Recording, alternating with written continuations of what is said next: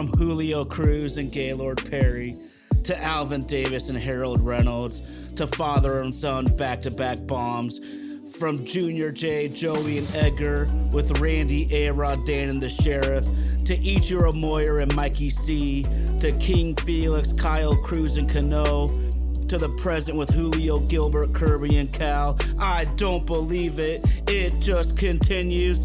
My, oh my, it's another sports podcast.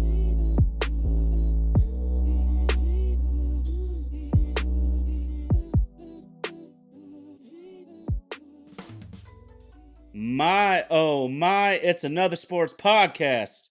Got to give a huge shout out to super producer Indy out there in Nashville, Tennessee, rocking the ones and twos. That's Vaden Podcast Services. Vaden Podcast Services bringing this show to life. Got to give a huge shout out. We're back on YouTube Live. We love all the homies in the live chat, dropping knowledge, telling jokes, the energy you guys bring. We dearly missed last week. But of course, my main man, he is back in his Corleone throne. RG, what's going on, bro? Excuse me if my wealth got me full of myself, but cocky's something that I just can't help, especially when them 20s are spinning like windmills and the ice 32 below minus the wind chill. Filthy's the word that best defines me. I'm just grinding, man. Y'all never mind me. Can't you tell I'm excited for July 11th for the drop of the new Clips album? It's a hot summer, y'all. Freaky ass niggas need to stay their ass inside. Let's go to work. Let's do it, baby. Well, talking about going to work, we are working and now teaming up with Romantic About Baseball, a fantastic Facebook page. We are now part of the Baseball Lovers Alliance. That's Romantic About Baseball, RAB, on Facebook. You can find a wealth, several fantastic Major League Baseball podcasts, National, Mariners, Yankees, Mets, Braves, you name it. Go check them out. Romantic About Baseball. But RG, last week you told me the Mariners needed a big week to start off July, and for the most part, they came through. Talk to me about the week in baseball for the M's. Cal tied the King Griffey Jr. with the most home runs before the All-Star break and still has 6 games left to see if he could break that mark. Julio found a way to sneak his way into the All-Star roster. The 2 deserving players that we had made our way on to, and Brian Wu and Andreas Munoz. Kirby had a fantastic duel today against Paul Skeens. Arozarena damn near doubled his home run total during the homestand. Came into the homestand with 8, walked out the homestand with 14. Good to see him swinging the bat the way that he should be. The thing that just gets me, man, is it still seems like empty calories. When you look at the calendar, when you look at the standings, we're still 7 behind Big Brother, and we only gained a half game in the wild card versus a new opponent now in the Red Sox. Things to be happy about, but it's still moving in slow motion. Mm-hmm.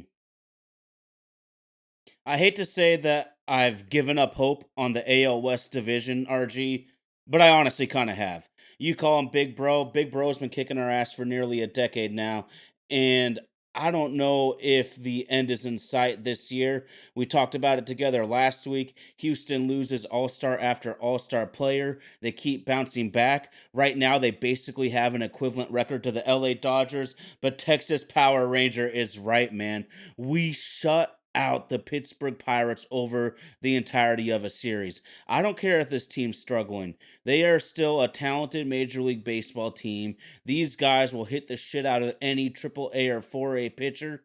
That's what big league clubs do. But man, 0 runs over an entire series, bro. This is the pitching staff you asked for. This is what this team needs. The offense has honestly carried the team for stretches this season. As a whole, they have obviously cooled off, and we need this pitching staff to be top 5, or they are not going to meet the expectations they placed on themselves and the fans also have for this ball club. But we beat a team that we're supposed to beat. Yeah. We beat a team that we're supposed to beat. Yes, is it nice? Is it nice to for everything that happened? Yes, it is. Yes, it is. Not diminishing the fact that they had a great series right now against Pittsburgh, but we should beat Pittsburgh. And today's game should have gone exactly how it would have been. Let Skeens blow his load, and even though he did get 10 strikeouts, Kirby was with him step for step. And then as soon as we pull him out, we got one. That's great against Pittsburgh. We need more in order to be able to get this thing done. Need more. Gotta have it. Gotta have it. Mm. Yankees have been slumping. Yankees have been slumping. So next week doesn't look as daunting as it did 2 weeks ago. Yankees are slumping.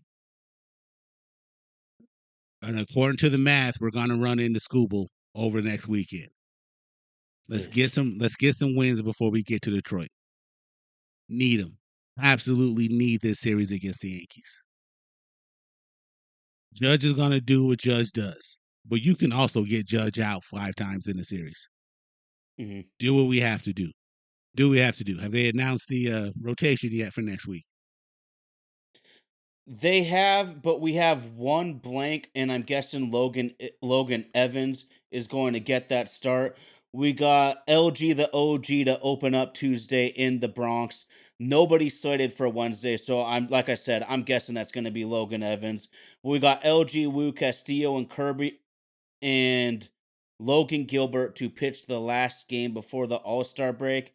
You called this week a critical series, RG. I'm going to call this road trip at New York and at Detroit, this is another critical one too. Because what the Mariners are 46 and 42. That's only 4 games above 500. And I hate to be a negative Nelly about this, but it wouldn't shock you if we lost 5 games out of these six. The Mariners, like you said, they have to bring their A game. The bats have to come through more. As happy as I am about this pitching staff over the weekend against Pittsburgh, 1-0 games over Pittsburgh back to back games is incredible, but also not sustainable. The offense has to come alive against these two ball clubs. They're coming with it, man. I mean, for Lord's sakes, the All Stars have been announced. We'll get to the Mariners in a second, RG. But Detroit's having the kind of season where Javi Baez has resurrected from the dead and become an all star starter. That's Probably how you have massive turnarounds. probably the best story in the first half has been Javi Baez.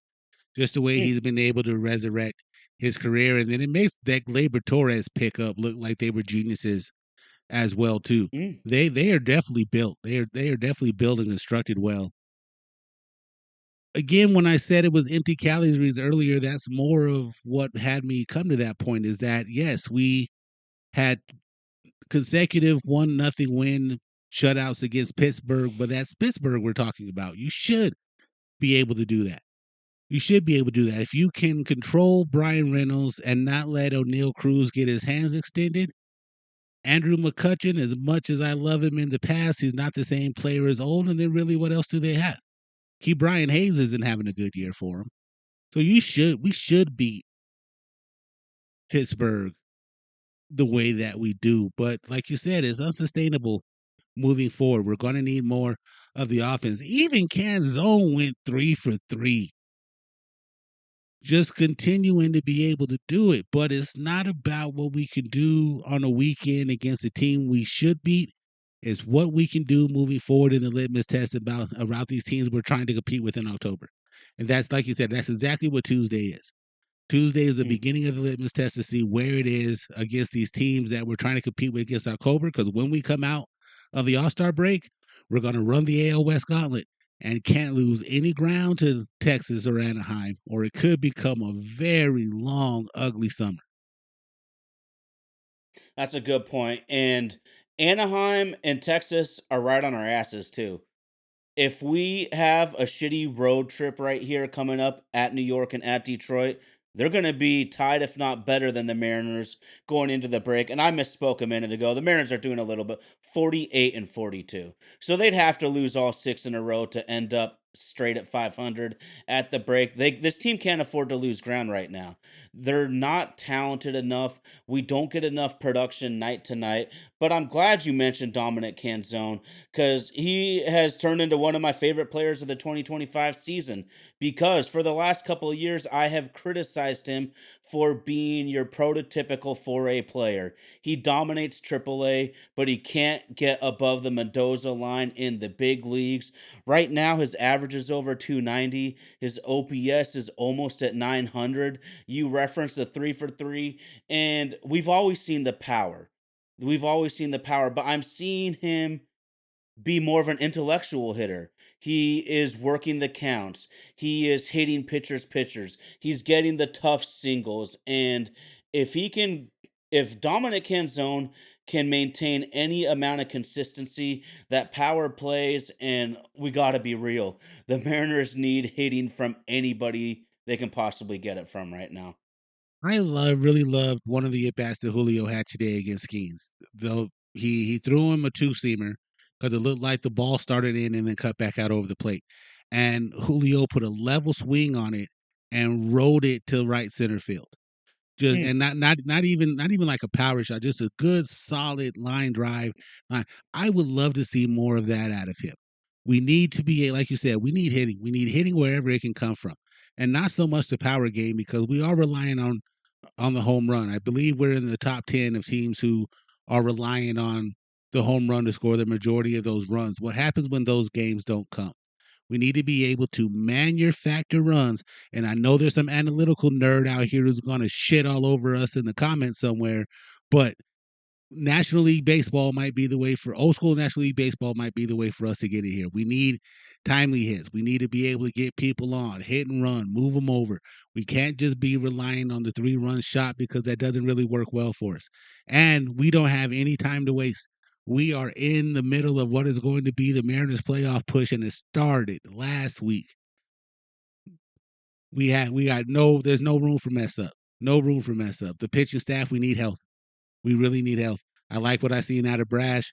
I would like to see us maybe make a move to get another arm coming in out of that bullpen, and whenever the expected return of Robles is, just to give us another constant bat. I don't think that him by himself is enough, but if he can come back doing what he was doing before he got hurt, that puts us in a really good position.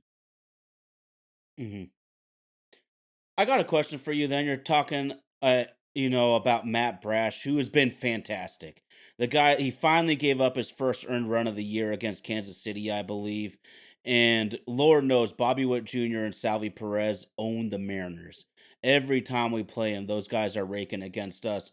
But the Boston Red Sox traded away one of your favorite sluggers in Rafael Devers recently. It makes me wonder if any of their other older players are on the trade block. And Mariners fans keep talking about Alex Bregman. I would be 10 toes in if they would make the trade for a third baseman of that quality. But who I'm thinking of in my brain right now, RG, is Aroldis Chapman. I've always had this psycho crazy dream that I want Aroldis Chapman and Andres Munoz together at the end of the bullpen. Add in Matt Brash, add in Spire, add in Vargas. This could be a devastating bullpen. And the reason I bring that up is because sometimes you have to look at different ways to improve your team, and almost all the competitors want hitting.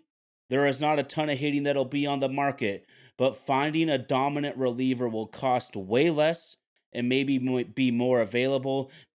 Maybe it's not my dream of Chapman, but I think it's a great possibility because I look at game two against Pittsburgh. Luis Castillo goes 7 innings, no earned runs, looking like the La Piedra we all freaking love.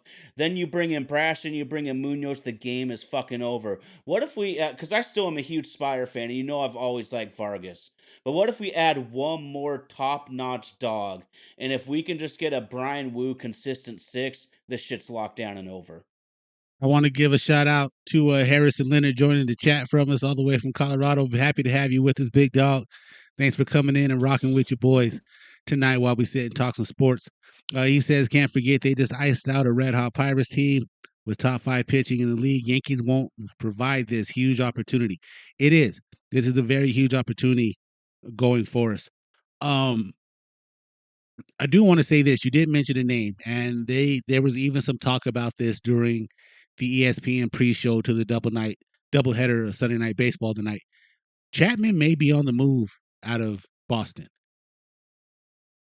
And could you imagine having to go through a 7-8-9 with Brash, Chapman, and Munoz? We Dude, would I would in love it. essence be able to do what some of those powerhouse teams in the past have done and just turn it into a 7 inning game. Now our offense would need to do their part because we're not going to win a whole lot of games 1-0. That's just unrealistic to think that it could happen. But Chapman could be on the move. That could be an arm that we can go after. Like you said, I don't see a lot of hitting being moved across, and with this new situation with the wild card, there's going to be a lot of teams just in a holding pattern. We Mhm. talked about St. Louis maybe being somewhere where we could get some players from, but it's obvious what their plan is. They're going to showcase some of their young stars and hope that they catch lightning in a bottle. Almost sounds like an approach I'm familiar with up in the Pacific Northwest. See what Trader Jerry can do.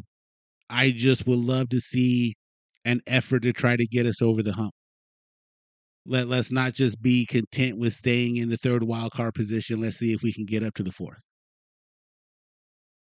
Yeah, no doubt, no doubt. I see our friend Nico from Romantic About Baseball is on the live chat tonight, and I wrote down here, Randy. He's right. Tampa Randy is here. Big game Randy. I hope we have an opportunity to see him live up to what we've seen in his history. Big game Randy Arozarena, 5 home runs in 7 days, 5 bombs in 7 days with an offense that is struggling to score consistently. Boy, we need every single one of those. And Mariners lifer is asking about Logan Evans and Emerson Hancock. I am 10 toes down with you, Mariners lifer, that Logan Evans is the correct move. I've said this multiple times. I was fortunate enough to see Logan Evans live in his major league debut, and he mixes speeds with a pitcher of veteran status, not a stone cold rookie. I love what he brings to the table, RG, and I'm looking at this. Emerson Hancock has a negative .6 WAR in each of the last 2 seasons.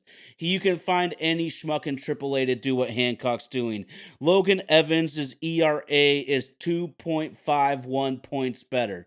2.51 points better. His ERA plus is 58 points better. The only thing I can think of, RG, is the hubris and arrogance from the front office and baseball ops that doesn't want to admit that a 12th round pick is a much better player than their coveted top 10 player. You and I both agree draft status shouldn't mean shit in pro sports. That's when you get picked to play. After that, it's all what you do with this thing. And I will be a very unhappy Mariners lover if Logan Evans doesn't get every opportunity to keep doing what he's doing, and that's balling out. Arrogance of the front office. It's because it's not in their magical equation. And they know better than to try to step up and try to pat themselves on the back for any of this. The fan base would just kill them, or at least we would. Maybe those guys on 710 will suck them off for it, but you're not going to get any of that love from us over here. No, it's time, man. It's time. Make the investment in your team and make us better. Make us better. We're there. Do not waste this golden opportunity that we have to get Cal Raleigh an MVP this season. Get him some people who can hit around him so they just don't pitch around him. Get us some constant bats. We need to win some games. Rumpus stays here punching air right now. Shout out Mariners Lifer. Dude, for real. I don't I just don't see it, man. Um but yeah, real talk, man. This feels more golden of an opportunity than 2022 did. And Hmm. let's not waste it. Let's not waste it. There was even some talk of them making a play for a third baseman that we might be familiar with. This guy out of Arizona named Eugenio Suarez. Woo! But again, we would need Arizona to feel that they don't have a chance in order to be able to consider that move. Mm-hmm. There's some real good possibilities. Now, of course, the financial constraints are going to play a huge part of what we can and cannot do. But for God's sakes, this feels like a good chance to be able to make a move, especially while there's still some repositioning to do in the standings. Hmm. I say we go for it. Me and you even had a conversation offline because of an article that came out that's saying, should we risk any of our top 10 to make a deal with Atlanta for Ronald Acuna Jr.? And I already was shipping boxes to their house for them to pack their shit and get out of Tacoma so we can get Ronald Acuna Jr. But yeah, you're absolutely right. He should have never been traded. But it just we were looking for a way to get strikeouts out of our lineup, and him and Teoscar were two of the biggest proponents of that. So we had to do what we had to do. But if there's a chance to be able to get him back, because that guy's been kind of hot since we let him go. I mean, you were willing to run it back with Mitch Garver. I mean, with Mitch Haniger. Why not be willing to run it back with Gino? But it looks like there's something should be in the works. I feel we will do something. It may not be glamorous, but as long as it's a step in the right direction and not, well, let's get this guy and hope he can hit 222. And it would be real nice to see if second half Julio can still find a way to get going before we get to next Sunday night. Yeah, no doubt, no doubt. We need it right now too. And hey, let's get into this since you just mentioned Julio. The Mariners have four All Stars this year. Cal Raleigh, the undisputed king of catching on planet Earth right now. We got Brian Wu, who is now the fourth different Mariners All Star starting pitcher in the last 3 years. That's four different dudes in 3 years. Then we got Julio Rodriguez and Andres Munoz. Talk to me about any of those guys in particular. And to me, in just a sentence, this illustrates to me how top heavy the Mariners roster is right now. This is so dependent on the guys at the top. And this is why I really hope we make some moves at the deadline just to bolster the lineup. Because if our top guys aren't doing work, it feels like there's not going to be a W that night. I feel like Wu deserved it. I feel that first and Oh, hell foremost that yeah. Brian Wu's the man who deserved that nod to be able to get to go. And with the stats that Munoz has put up, it makes it real desirable. The question mark for me is Julio. That might have been a whole lot of heavy fan support just because they really, really love the swag. To me, I don't think he's had an all-star caliber type of year. Am I glad to see him go? He's a Mariner. 10 toes down, true to the blue. Happy to see Julio go. Do I really, really think he deserved this opportunity? I'm going to go on ahead and say no. But since he's here, let's not waste the most of this opportunity. And since you were voted an all-star, it's time to give us that all-star level performance that you have been paid hundreds of millions of dollars to deliver before you were age 25. I don't want to hear nothing about the pressure and you're too young.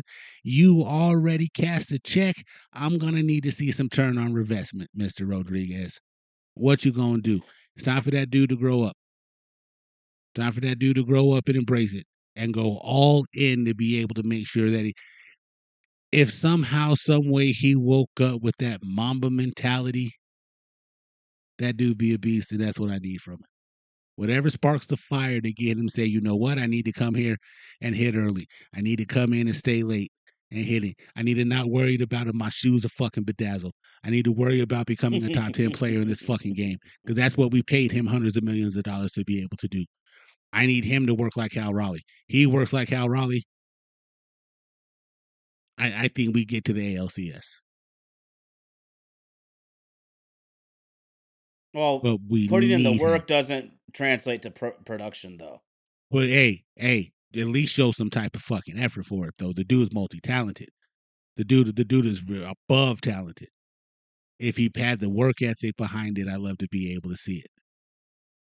I'd love to be able to see it. Well, Figure out a all the way. reports Learn said some that's not the patience. issue. He Learn some works. fucking Just patience look at at the the plate. dude. Learn some patience at the plate. Learn to not just go up there chasing that after everything. Dude's never met a fastball he hasn't liked. But for God, something needs to turn the corner because if we can get him playing at the level that Kyle's playing at, dude, we're unstoppable. Because then you can't Okay, I pitch got a around Kyle. question. So, pitch recognition. Do you think that is a skill that can be taught, a skill that can be learned, or is pitch recognition an innate ability that you either have or you don't? I think recognizing arm slots can be taught.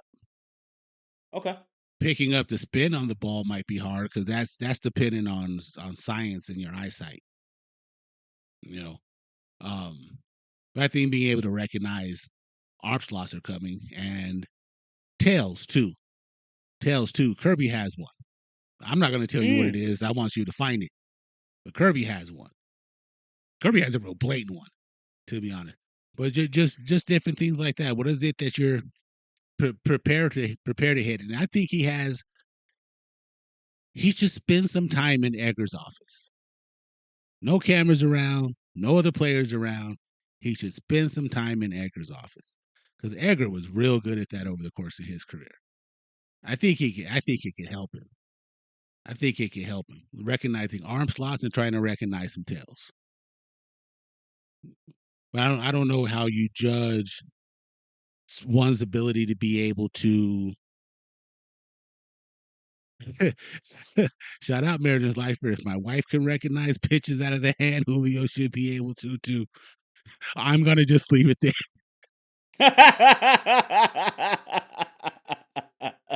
Joke of the day, man, for real. Yes, sir. Yes, sir. Not gonna blow up that comment. You can write. You got it, big dog. You got it, big dog. Well, the one thing is the reason I just asked this question is because I feel at times Julio struggles to recognize the pitches quick enough. And I kind of lie in the middle, sort of like you, that there's certain tells, there's certain arm slots. You can make educated guesses if you do enough homework. If you study enough behind the scenes, you can make educated guesses up there.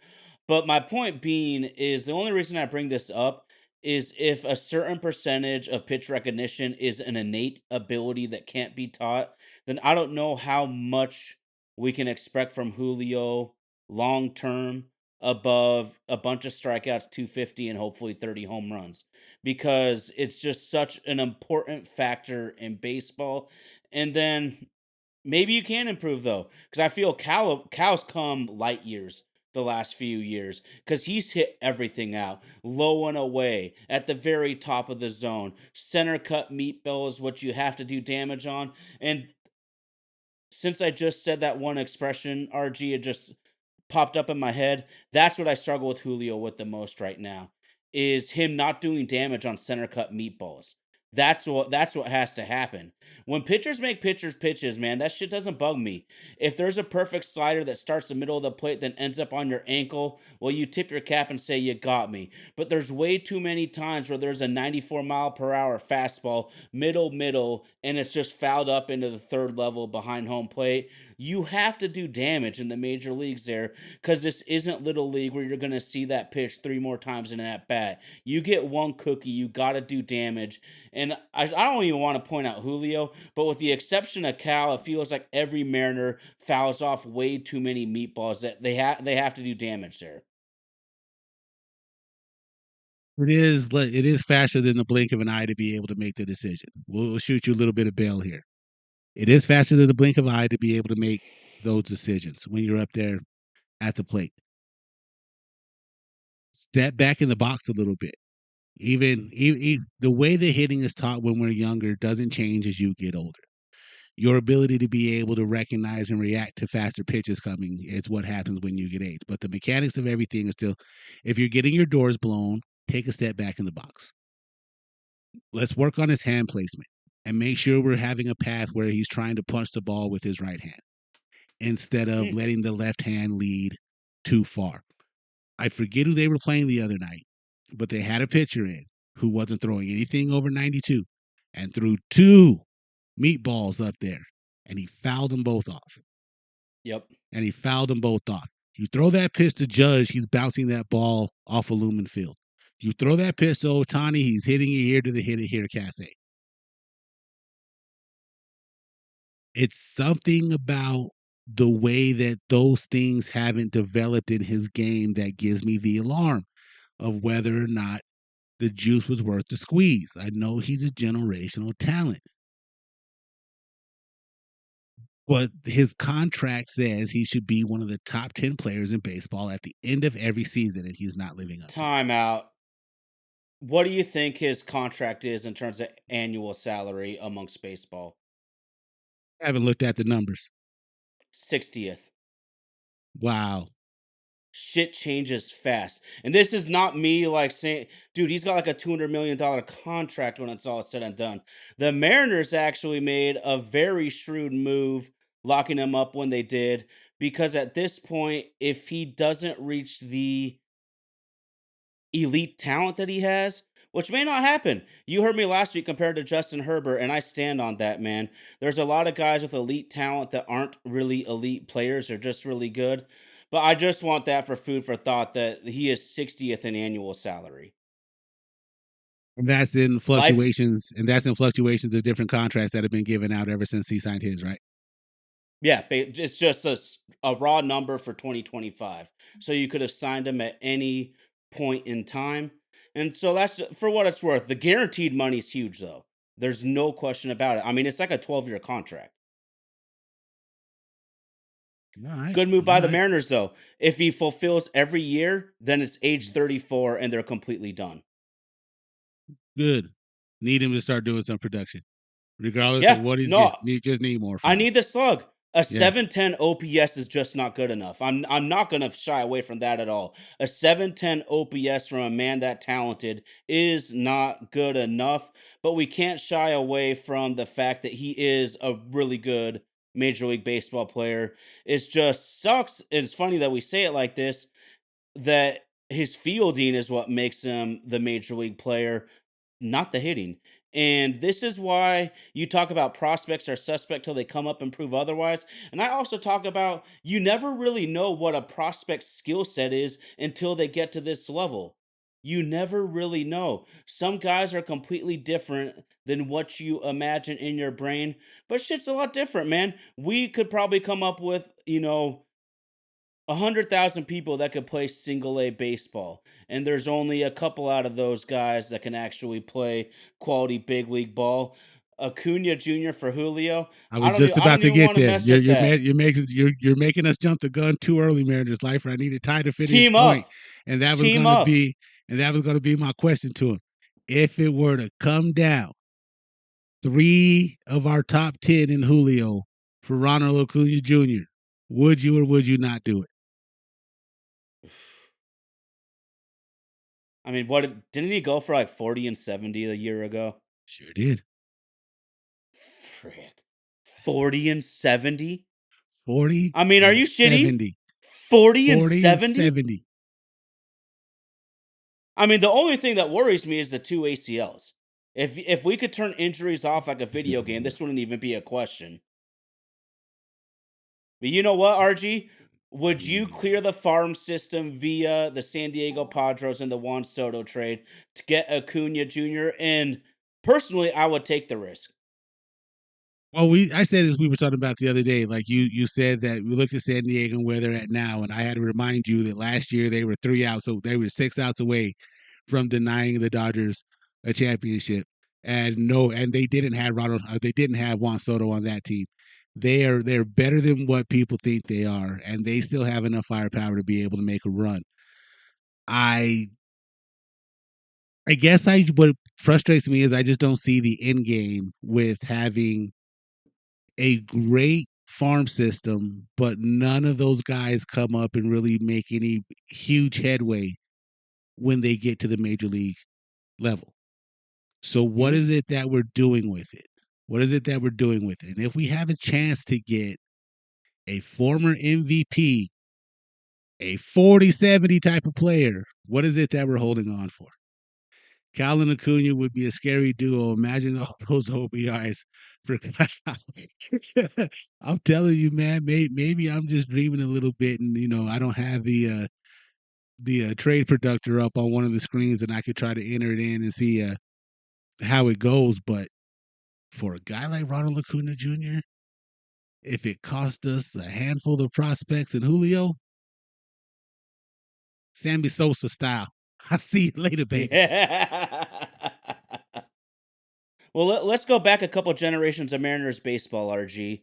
You remember in the Jack Zarenzik regime, they tried to load up on a bunch of star prospects, bring them up, and try to do work that way. How did it work out? Montero, no. Smoke, not really. Ackley, no. Seager was the one that wasn't supposed to be that good and was the only one that Yeah, turned into a stud, you know? And true. so as much as I love these prospects, the reason I love them so much is because it gives you flexibility to make moves. You can't trade dog shit for amazing players in this league. And that being said, I would pull the trigger on Acuna Jr. I would Shit, be hold willing up. to pull the Hold trigger up, for dog. Suarez and Hold up, dog. Hold up. let's do it. Didn't we at one time trade Jason Varitek and Derek Lowe for Heathcliff Slocum? So you can trade dog shit for good players in this league. Don't tell me that. Well, not intentionally. Not I've seen the intentionally. Mariners do it. That's I terrible see scouting. I see the Mariners do it. It's funny you bring that up because whenever I bring up possibly trading Harry Ford on social media, people light me up saying, "Oh, remember when we traded Veritek and Lowe for Heathcliff Slocum?" I can't. You can't be scared to make trades in 2025 because of one Can't. horrible one 28 years ago. You can't. You can't pay dividends for Boston though. Oh, we set them up. Pay dividends for Boston, but they do us a bit of good.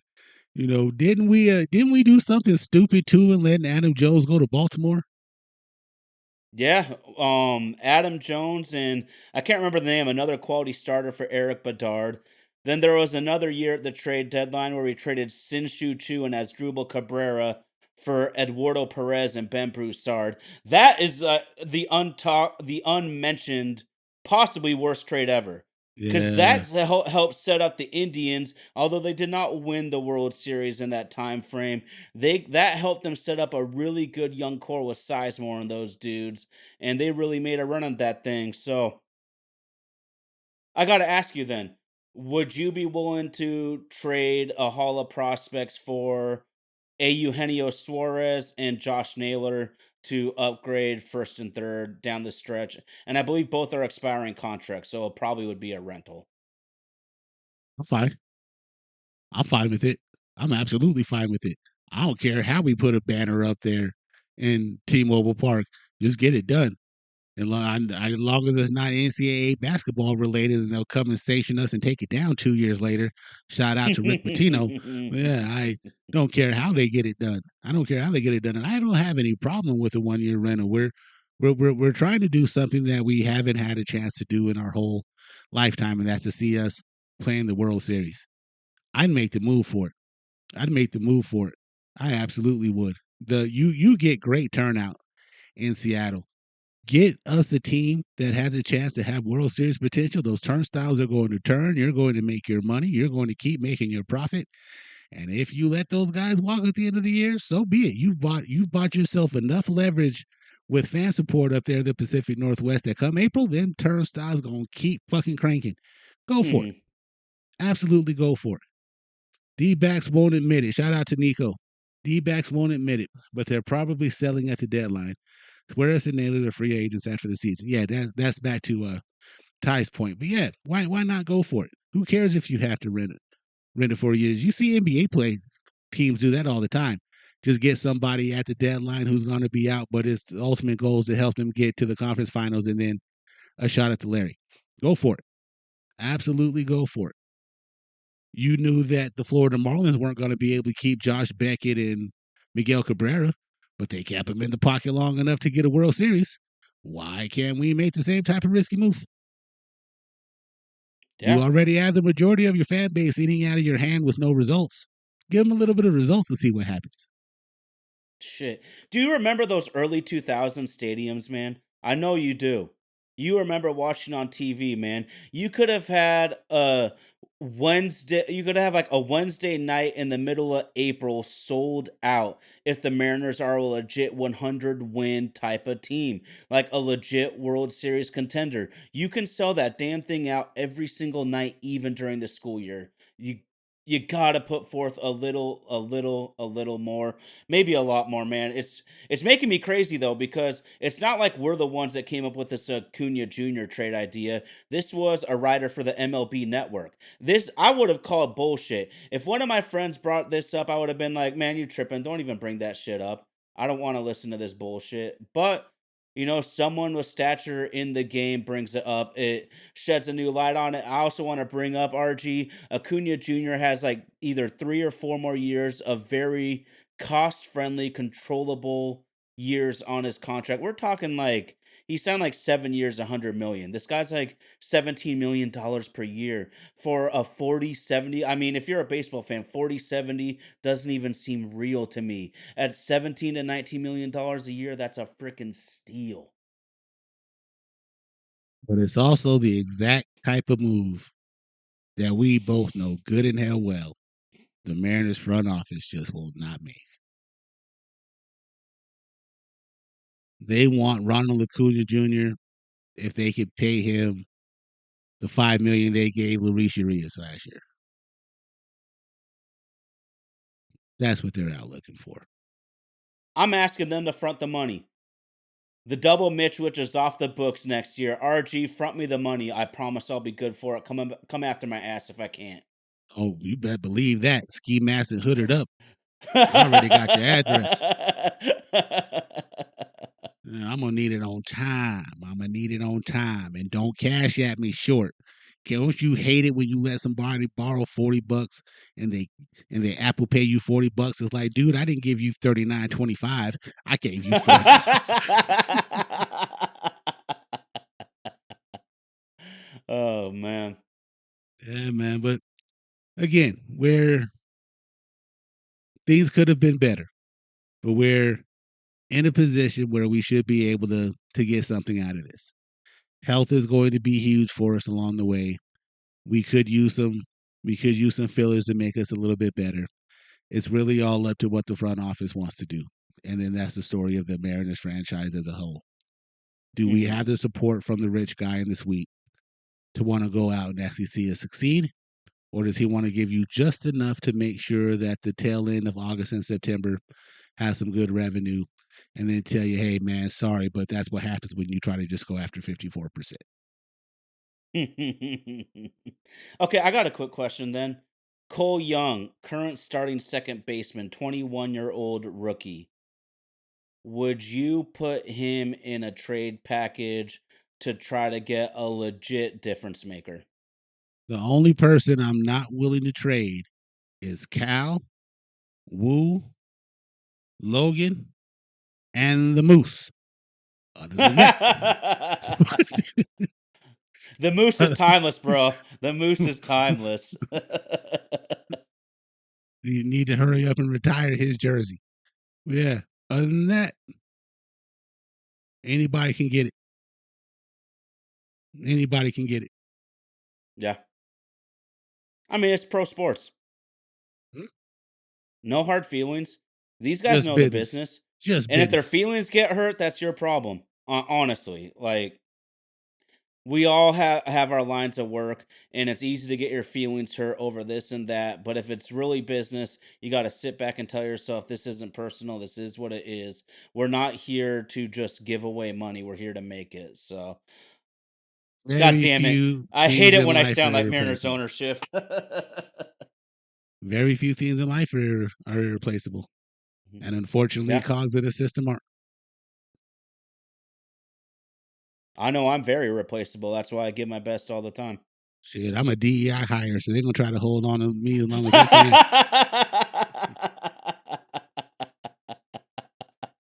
The 1980s reading posters in your local library. That's right. That's right. We needed some ethnicity, diversity in this class. Let's go hire this guy. No, man, it'll be interesting to see how it is. But hey, true to the blue, baby. Here to support them no matter what it is that they do, no matter how frustrating it could be at times. But this does feel like it could end up how 2022 did, and if we just make the right decision. Hmm. Mm. Let's go back into the time machine a minute here, dude. I read that the Mariners haven't had a starting all star in 10 years.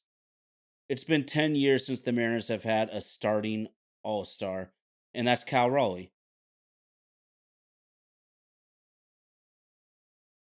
I'd have to guess the last one was Julio didn't Cano. start in LA, I don't think so. And or he if was he just in did, the he would have Derby. been a replacement.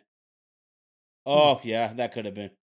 There's another factor. I want Julio to be in the home run derby. The guy hits ground balls at an absurd rate and usually with pretty high exit velo. We need Julio in this derby to get that ball in the air some more, cuz when he can get the ball in the air, great things happen. The dude just beats the ball into the ground at a ridiculous rate.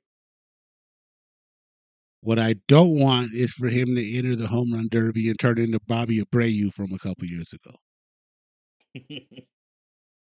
For those of you who may not have been paying attention, Bobby Abreu entered the home run derby as one of the hottest home run hitters in the league, and then came out of the home run derby and spent the rest of the year hitting about 153. So, has its pluses, and it does have its diminishes. Remember, Albert Pujols was in the home run derby, had done shit, then came out and set the world on fire. Um, whatever it takes, whatever it takes, whatever it takes. You can have him go to Balco for all I give a shit. I just want to see it happen. Boy, that would be great. But I think I got Victor Conte's number. Let me go on ahead and pull it up on the screen. We saw what that shit did for people. But I'm with you, man. I'm very positive about the Mariners right now, but I'd be lying to myself if I wasn't critical at the same time. And I think that's kind of where we've been at on the show so far. It's good to see the Mariners are in the last wild card spot. It sucks that Houston has just caught on fire in the last month or so. We got a gigantic road trip to finish the first half of the season, but the 54 percenters, man, they got to be competitive all year. They might not care about the World Series, but they sure as shit care about us being in the mix all the way. And I want to rewind just a little bit. This is why I get frustrated in the offseason, though, right now, RG, is because not all teams are adapting as quick as they need to the expanded wild card. There is only four to six, maybe seven teams that are truly out of playoff contention right now. And this is what Major League Baseball and the owners wanted. There is so much more revenue to be made if the fans feel like their teams are in playoff contention. And that makes it harder, like you referenced. It'll be harder to make deals at the deadline. That's why I need to see more urgency in the offseason.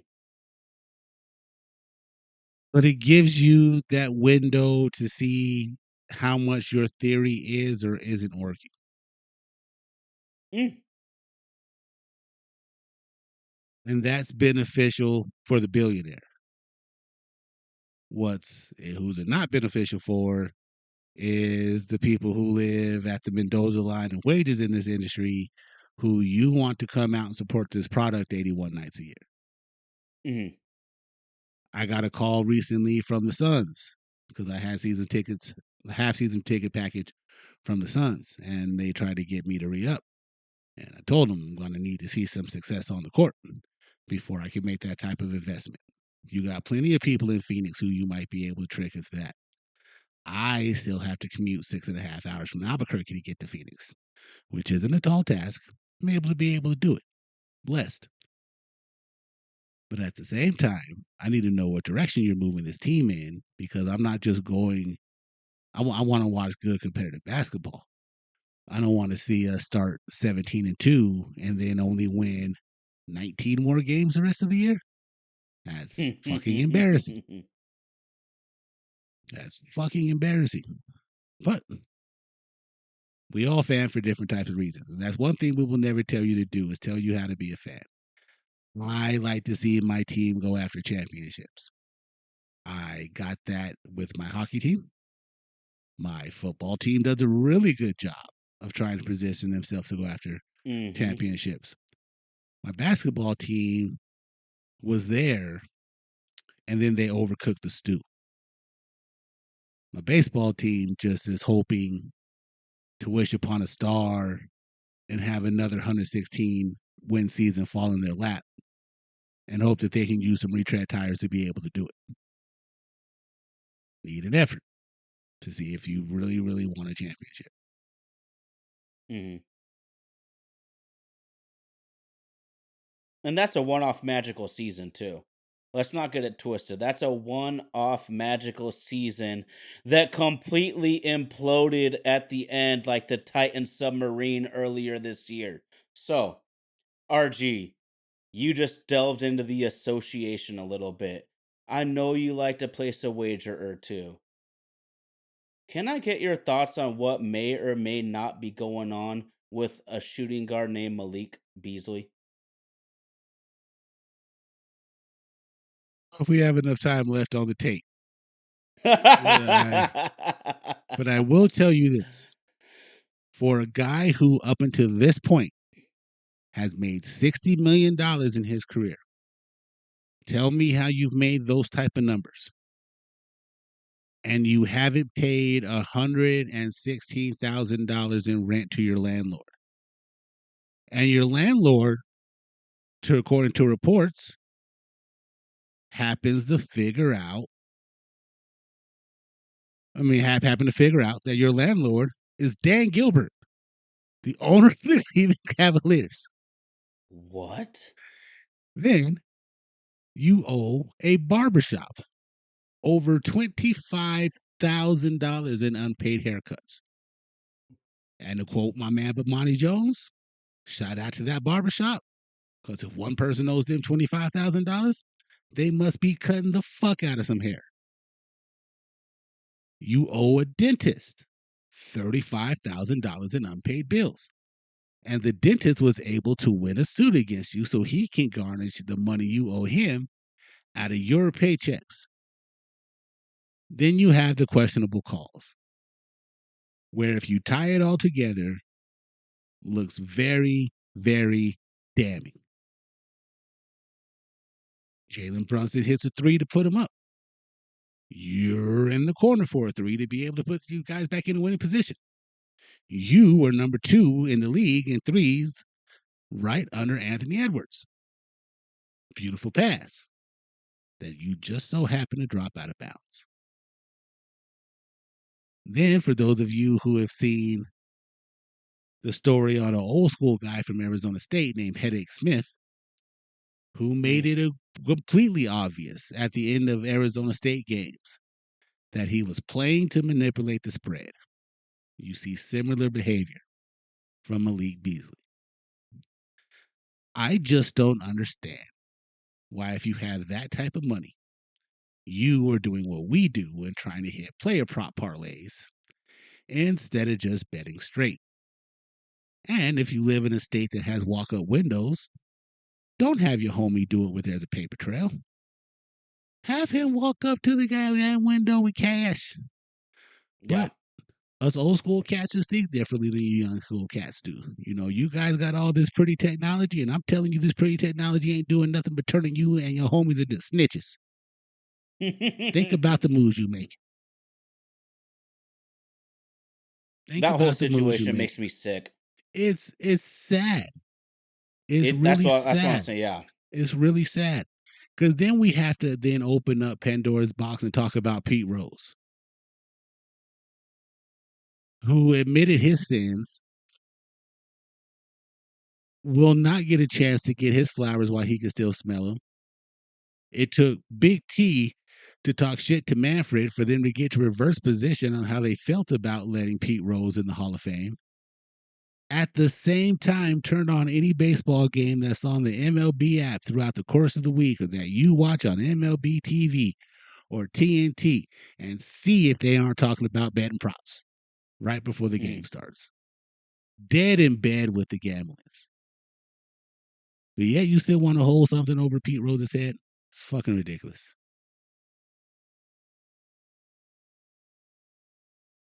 Harrison Leonard drops in and says, saw an article today saying he, with all they're starting to uncover, he might end up behind bar. It wouldn't surprise me one bit. It wouldn't surprise me one bit. When you owe money to the right people and don't pay them, your world goes into a tailspin. It used to be just be they would send Johnny Thumbs to come find you, but now they got political homies who will just have the courts do whatever they want with you. Unless you're Diddy.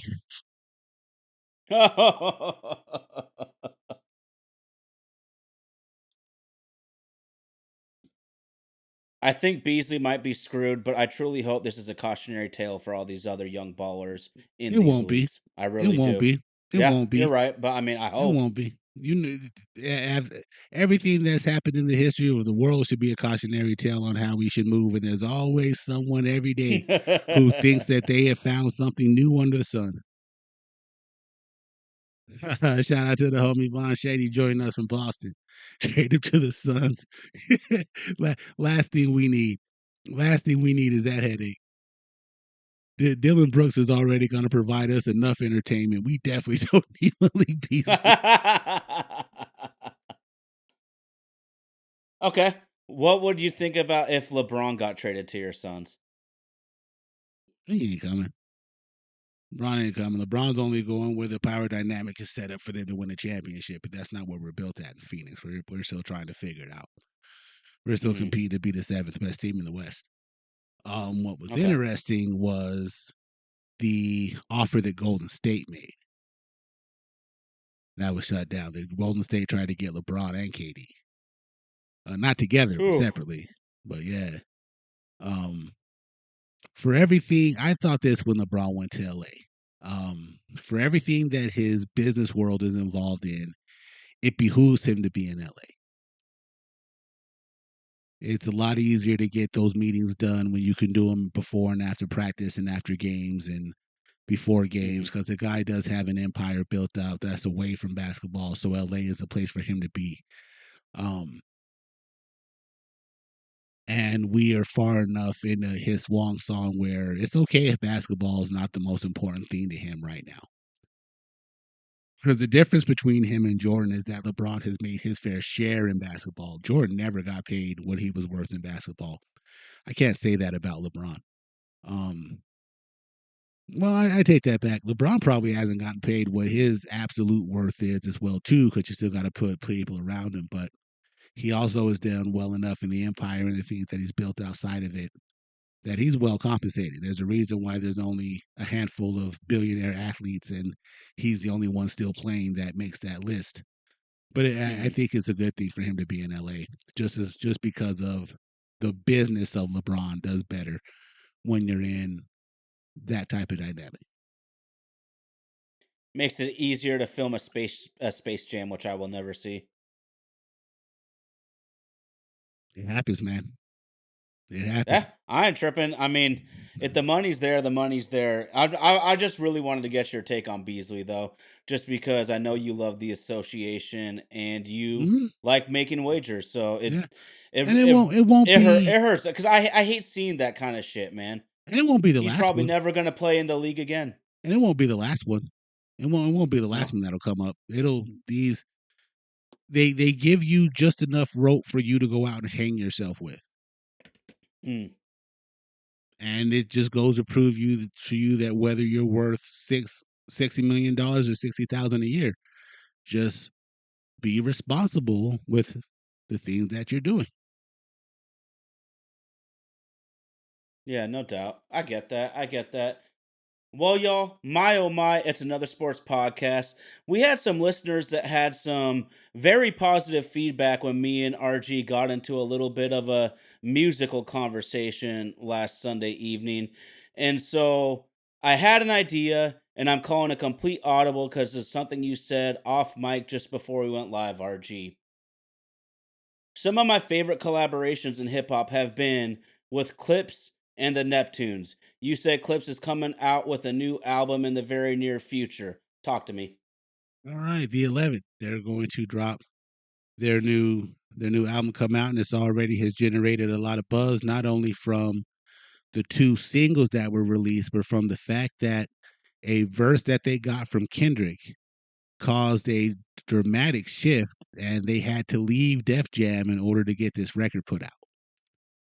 Mm. And Rock Nation happened to sign them to be able to get it done. And to me, that's still a little tricky because it all falls under kind of the same umbrella.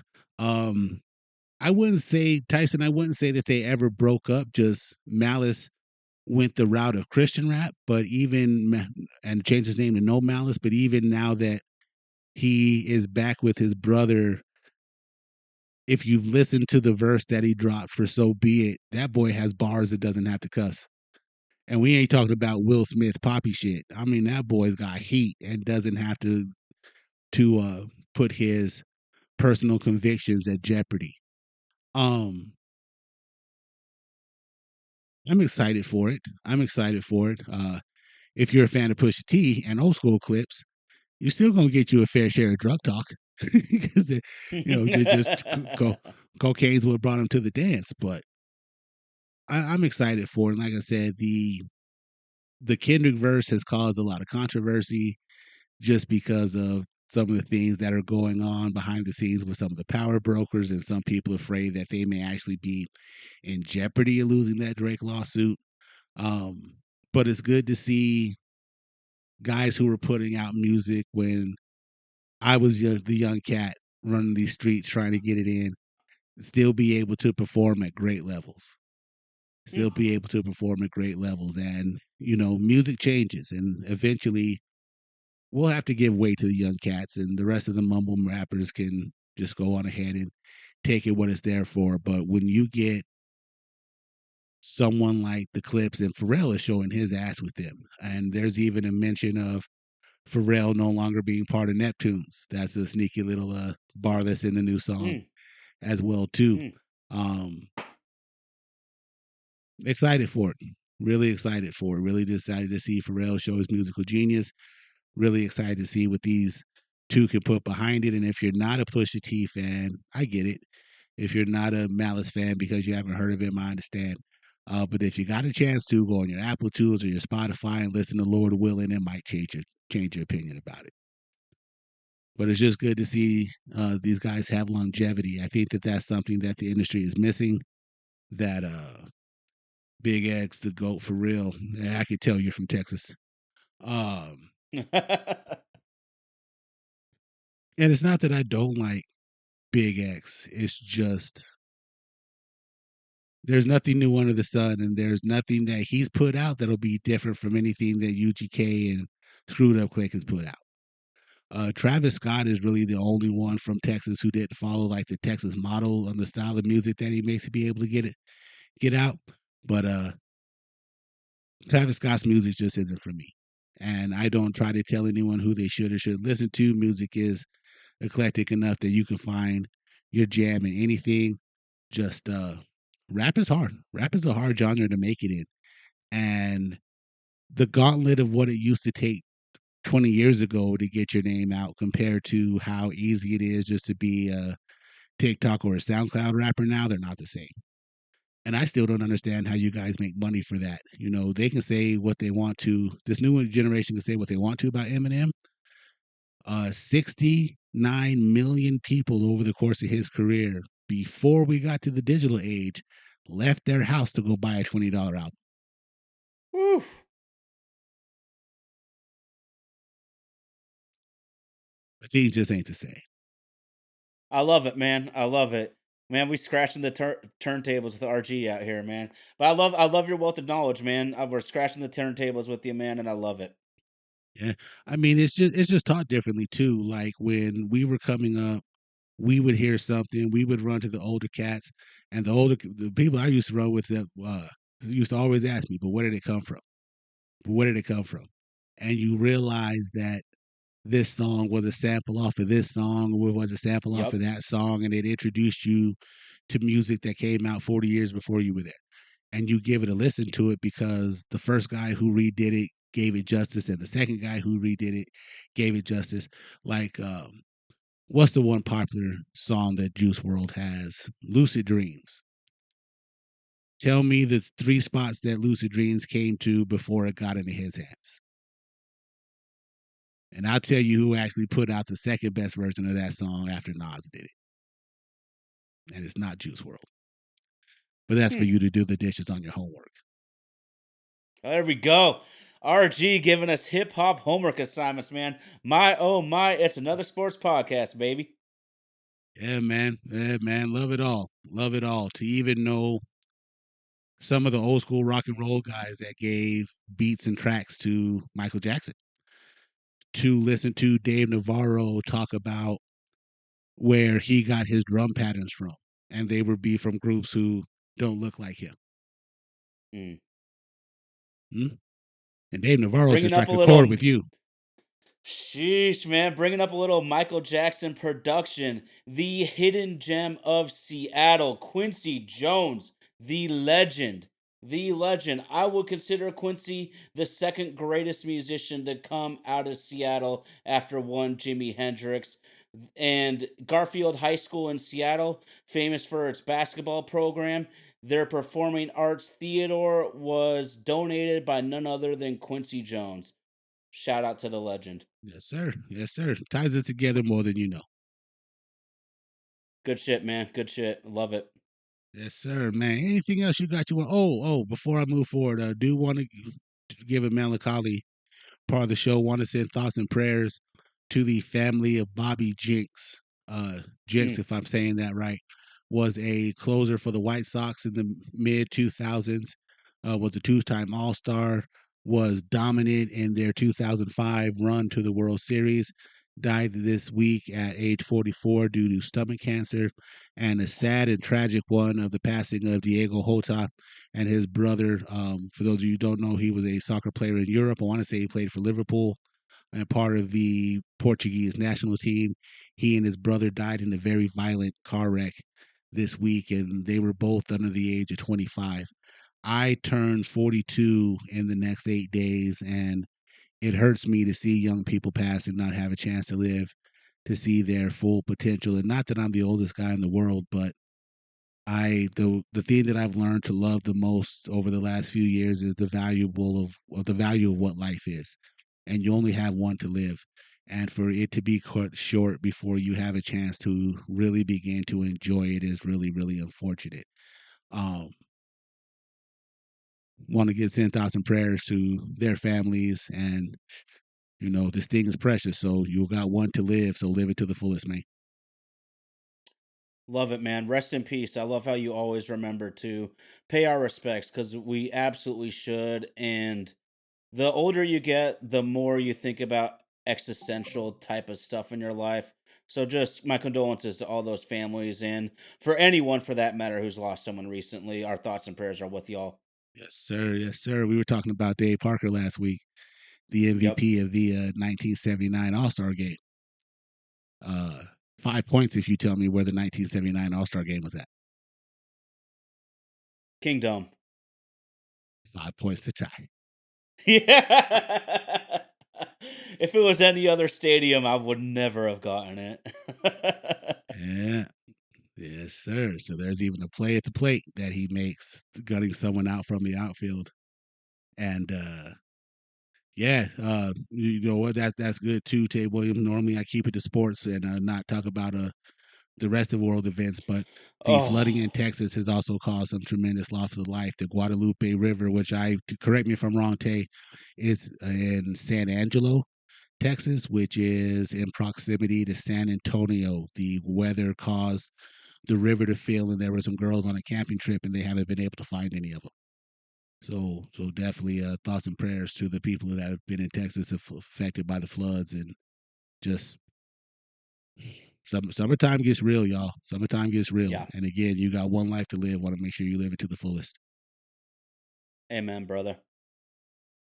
Yes, sir. Anything else you got for the people? Nah, man, just a huge shout out to the live chat and a huge shout out to Romantic about baseball. Yes, sir. Happy to be a part of their network. This has been My Oh My, another sports broadcast brought to you by the good folks of Vaden Podcast Services. We try to be live to you each and every Sunday night here on the airwaves of YouTube. And thank you for those of you riding with us in the live chat.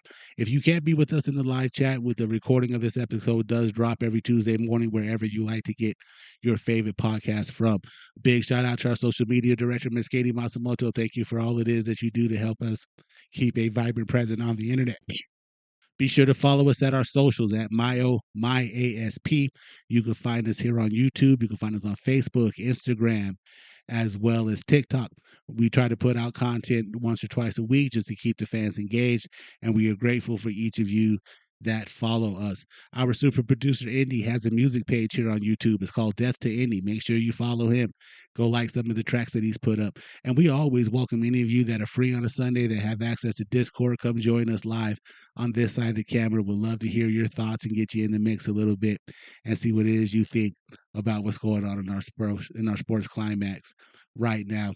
Big shout out to everybody in the live chat. Big shout out to the guy on my right who makes all of this possible. That's Ty Talks 24. Make sure you follow him and for to stay up to date with everything that he does. Coming to you at a Little Lake Stevens, Washington. The guy who makes us sound like $1,000,000 responsible for the things you see on the broadcast. That's super producer Indy holding it down for Vaden Podcast Services out of Nashville, Tennessee. You know who I am. I'm the shit talking king from the Cinco Cero Cinco 505 Nuevo Mexico.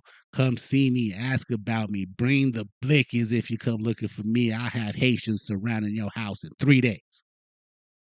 Big shout out to the 505 and everybody that rocks for me here in Albuquerque. We thank you for joining us each and every Sunday night for another live broadcast of My Oh My. It's another sports podcast.